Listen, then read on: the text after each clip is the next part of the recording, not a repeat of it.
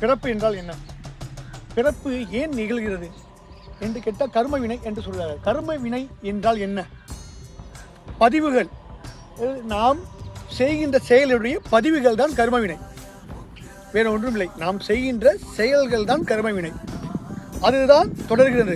கர்ம வினை எப்படி தொடர்கிறது அப்படின்னு பார்த்தா, நம்ம ஜீன் மரபணு வழியாக தொடர்கிறது. சில 7 ஜென்ம பாவம் என்று சொல்வார்கள். 7 ஜென்ம பாவங்கள் என்று சொன்னால், நம்ம தாத்தாவுக்கு தாத்தா அதனுடைய ஜீன் அப்படியே வந்திருக்கும். பார்த்தீங்கன்னா சில பேர் தாத்தா மாரி சில வாய்ஸ் இருக்கும், சில தாத்தா மாரி கண் பார்வைகள் இருக்கும், சில தாத்தா மாரி பேச்சுவார்த்தைகள் இருக்கும். அப்படி வந்து அதுதான் 7 ஜென்ம பாவங்கள். இதுபோல் கர்ம வினைகள் இதுபோல தான் தொடர்ந்து வந்து கொண்டே இருக்கிறது. நாம் செய்த செயல்கள் அனைத்தும் நம் பின்னணி தொடர்ந்து வந்து கொண்டே இருக்கும்.